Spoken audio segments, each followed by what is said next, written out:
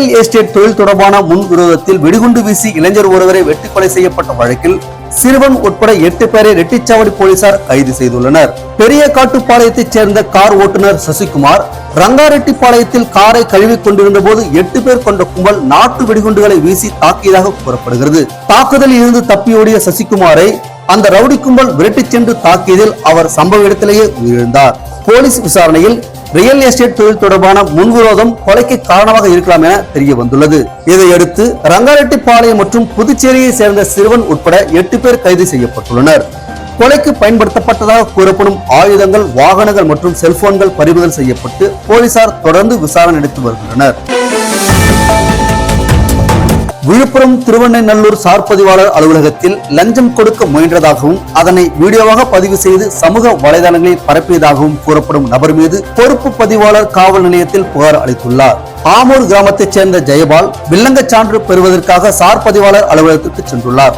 அப்போது 1000 ரூபாயை லஞ்சமாக வழங்க முயன்றதாக கூறப்படுகிறது. இதனை பொறுப்பு பதிவாளர் சரண்யா மறுத்து பணத்தை திரும்ப பெற்றுக் கொள்ளுமாறு கூறியதாகவும் இந்த சம்பவத்தை ஜெயபால் வீடியோ எடுத்து வாட்ஸ்அப் குழுக்களில் பரப்பியதாகவும் தெரிவிக்கப்பட்டுள்ளது. தான் லஞ்சம் கேட்கவில்லை என்றும் தவறான ஆவணத்திற்காக வில்லங்க சான்று வழங்க மறுத்ததால் தன் மீது பழி சுமத்தும் நோக்கில் ஜெயபால் செயல்பட்டதாகவும் சரண்யா தெரிவித்துள்ளார். இது குறித்து புகாரின் பேரில் திருவெண்ணநல்லூர் போலீசார் விசாரணை நடத்தி வருகின்றனர். விழுப்புரத்தில் 100 நாள் வேலை வழங்க கோரி 100க்கும் மேற்பட்ட மாற்றுத்திறனாளிகள் கோலினூர் வட்டார வளர்ச்சி அலுவலகத்தை முற்றுகையிட்டு போராட்டத்தில் ஈடுபட்டனர். தமிழ்நாடு அனைத்து வகை மாற்றுத்திறனாளிகள் மற்றும் பாதுகாப்போர் உரிமைக்கான சங்கம் சார்பில் நடைபெற்ற இந்த போராட்டத்தில் மாற்றுத்திறனாளிகளுக்கு முறையாக 100 நாள் வேலை வழங்க வேண்டும் என்றும் ஏற்கனவே பணியாற்றிய 6 வாரங்களுக்கான நிலுவை ஊதியத்தை உடனடியாக வழங்க வேண்டும் என்றும் வலியுறுத்தப்பட்டது. அலுவலக வாயில் முன்பு தரையில் அமர்ந்து கோரிக்கைகளை வலியுறுத்தி முழக்கங்களை எழுப்பினர். இதையடுத்து காவல்துறை மற்றும் வருவாய்த்துறை அதிகாரிகள் பேச்சுவார்த்தை நடத்தி உரிய நடவடிக்கை எடுக்கும் என உறுதியளித்தனர். எனினும் மாற்றுத்திறனாளிகளுக்கு வேலை வழங்குவதற்கான உத்தரவை இன்றே பிறப்பிக்க வேண்டும் என வலியுறுத்தி போராட்டத்தை தொடர்ந்து வருகின்றனர்.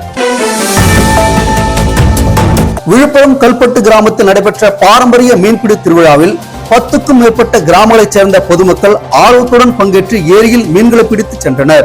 ஆடிப்பெருக்கிற்கு பிறகு ஆண்டுதோறும் நடைபெறும் இந்த மீன்பிடி திருவிழா கல்பட்டு கிராமத்தில் உள்ள சுமார் 200 ஏக்கர் பரப்பளவிலான ஏரியில் நடைபெற்றது. கல்பட்டு, ஒட்டங்காடு, நத்தமேடு, செம்மாறு, ஏனாதிமங்கலம், மாம்பழப்பட்டு உள்ளிட்ட பல்வேறு கிராமங்களைச் சேர்ந்த மக்கள் வலைவீசி, கெண்டை, விரால் உள்ளிட்ட மீன்களை பிடித்தனர். இந்த ஆண்டு ஏரியில் அதிக அளவில் டேங்கர் கிளீனர் மீன்கள் சிக்கியதால் அவற்றை பொதுமக்கள் கரையிலேயே விட்டு சென்றனர். ஆண்கள், பெண்கள் என ஏராளமானோர் போட்டி போட்டுக் கொண்டு மீன்களை பிடித்து சென்றதால் கல்பட்டு ஏரி பகுதி விழா கோலம் பூண்டது. மேல்மலையனூர் அங்காளம்மன் திருக்கோவிலில் ஆடி மாத அமாவாசையை முன்னிட்டு நடைபெற்ற ஊஞ்சல் உற்சவத்தில் 2 லட்சத்திற்கும் மேற்பட்ட பக்தர்கள் பங்கேற்று அம்மனை வழிபட்டனர். ஆடி அமாவாசையொட்டி அங்காளம்மனுக்கு சிறப்பு அபிஷேகம் மற்றும் அலங்காரம் செய்யப்பட்டு ஆதி பரமேஸ்வரி அலங்காரத்தில் பக்தர்களுக்கு அருள்பாலித்தார். இரவு 10:30 மணிக்கு மேல் உற்சவர் அங்காளம்மனை ஊஞ்சல் மண்டபத்தில் எழுந்தருளச் செய்து பூசாரிகள் தாலாட்டு பாடி ஊஞ்சல் உற்சவத்தை நடத்தினர். இதில் தமிழ்நாடு அமைச்சர்கள் ஆனந்த் மற்றும் தென்னரசு கலந்து கொண்டு அங்காளம்மனை தாலாட்டி வழிபட்டனர். பக்தர்களின் வசதிக்காக 1190 சிறப்பு பேருந்துகள் இயக்கப்பட்டதுடன் பாதுகாப்பு பணியில் 1000 போலீசார் ஈடுபடுத்தப்பட்டனர். மேலும் 90 சிசிடிவி கேமராக்கள் பொருத்தப்பட்டிருந்தன. தொலைந்து போன 300 செல்போன்களை கண்டுபிடித்து உரியவரிடம் கடலூர் மாவட்ட காவல்துறை ஒப்படைத்துள்ளது. கடலூர் மாவட்டத்தில் பல்வேறு இடங்களில் செல்போன்களை தொலைத்தவர்கள் அளித்த புகாரின் அடிப்படையில் சைபர் கிரைம் பிரிவு மற்றும் சம்பந்தப்பட்ட காவல் நிலைய போலீசார் தீவிரமாக தேடி வந்தனர். இதில் ரூபாய் 50 லட்சம் மதிப்பிலான 300 செல்போன்கள் மீட்கப்பட்டன. அவற்றை மாவட்ட காவல் கண்காணிப்பாளர் விவேகானந்தா சுக்லா உரியவர்களை நேரில் வரவழைத்து ஒப்படைத்தார். மேலும் சைபர் குற்றங்களில் இந்த ஆண்டு மட்டும் ரூபாய் 1 கோடி பணம் மீட்கப்பட்டுள்ளதாகவும் செல்போன்களில் தேவையற்ற செயல்களை பதிவிறக்கம் செய்ய வேண்டாம் என்றும் எஸ்பி அறிவுறுத்தினார். அதனைத் தொடர்ந்து வங்கி கணக்குகளை பிறர் பயன்படுத்த அனுமதிக்க கூடாது என்றும் போதைப்பொருள் மற்றும் சைபர் குற்றங்களில் ஈடுபடுவோர் மீது கடும் நடவடிக்கை எடுக்கப்படும் என்றும் அவர் எச்சரித்தார். கரும்புச்சாறு இயந்திரத்திற்குள் சட்டை சிக்கிய நிலையில் வியாபாரி அதிர்ஷ்டவசமாக காயமின்றி உயிர் தப்பினார். மதுரை தல்லாக்குளம் அவுட் போஸ்ட் பேருந்து நிறுத்தம் அருகே கரும்புச்சாறு கடை நடத்தி வரும் வியாபாரி வழக்கம் போல் மோட்டார் மூலம் இயங்கும் எந்திரத்தில் கரும்பை செலுத்தி சாறு பிழிந்து கொண்டிருந்தார். அப்போது எதிர்பாராத விதமாக அவரது சட்டை இயந்திரத்திற்குள் சிக்கியது. உடனடியாக அருகில் இருந்த கல்லூரி மாணவர்கள் மோட்டாரை அணைத்து வியாபாரியை மீட்க முயன்றனர். சட்டை இயந்திரத்தில் இறுக்கமாக சிக்கியதால் அதனை கிழித்து அகற்ற வேண்டிய நிலை ஏற்பட்டது. அதிர்ஷ்டவசமாக வியாபாரிக்கு எந்தவித காயமும் ஏற்படவில்லை. கல்லூரி மாணவர்களின் துரித செயல்பாட்டால் பெரும் விபத்து தவிர்க்கப்பட்டது. இச்சம்பவத்தால் அப்பகுதியில் சிறிது நேரம் பரபரப்பு ஏற்பட்டது. சாலை விபத்துகளை தடுக்கும் வகையில் புதுச்சேரி நகர பகுதிகளில் கனரக வாகனங்களுக்கு நேர கட்டுப்பாடு விதிக்கப்பட்டுள்ளது. இதன்படி டிப்பர், லாரி, மினி லாரி உள்ளிட்ட கனரக வாகனங்கள் காலை 7 மணி முதல் 10 மணி வரையும், மாலை 4 மணி முதல் இரவு 7 மணி வரையும் நகர பகுதிகளில் இயக்க தடை விதிக்கப்பட்டுள்ளது.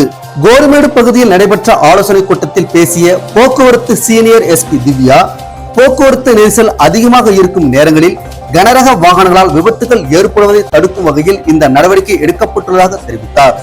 மேலும் ஓட்டுநர்கள் மது அருந்துவிட்டு வாகனம் ஓட்டக்கூடாது, பள்ளி கல்லூரி பகுதிகளில் வேக கட்டுப்பாட்டை கடைபிடிக்க வேண்டும் என்றும் அறிவுறுத்தினார்.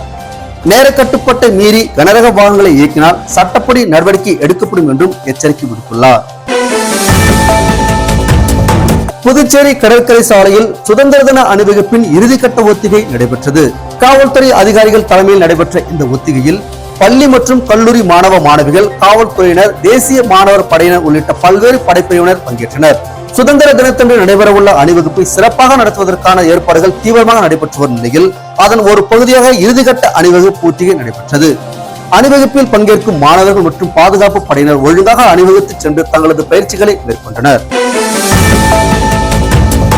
புதுச்சேரி காவல்துறையின் IRPN சப் இன்ஸ்பெக்டர் பணிக்கான உடல் தகுதி மற்றும் உடல் திறன் தேர்வு பலத்த பாதுகாப்புடன் தொடங்கியது.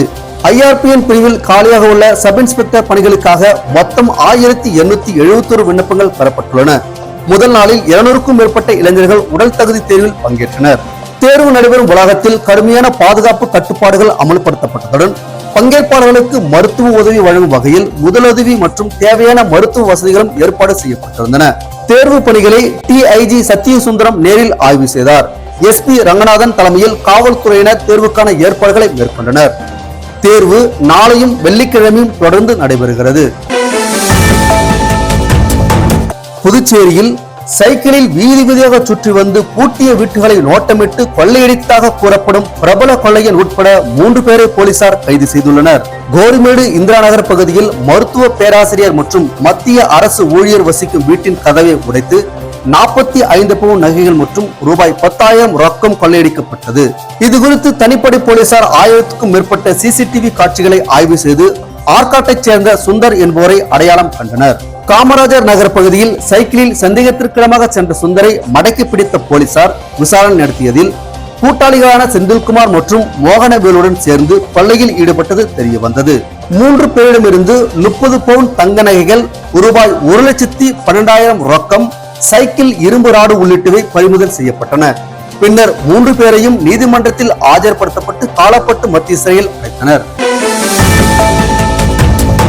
புதுச்சேரி கல்லூரிகளில் பணியாற்றும் துணை பேராசிரியர்களுக்கு கடந்த 15 ஆண்டுகளாக வழங்கப்படாமல் உள்ள பதவி உயர்வை உடனடியாக வழங்க வேண்டும் என வலியுறுத்தி தமிழ் உரிமை இயக்கம் சார்பில் கண்டன ஆர்ப்பாட்டம் நடைபெற்றது. அண்ணா சிலை அருகே நடைபெற்ற ஆர்ப்பாட்டத்தில் தகுதியான இணை பேராசிரியர் மற்றும் பேராசிரியர் பணியிடங்களை உடனடியாக நிரப்ப வேண்டும் என வலியுறுத்தப்பட்டது. மேலும் துணை பேராசிரியர்களின் பதவி உயர்வு தொடர்பான புதுச்சேரி அரசு வெளியிட்டுள்ள அரசாணையை திரும்பப் பெற வேண்டும் என்று கோரிக்கை விடுக்கப்பட்டுள்ளது.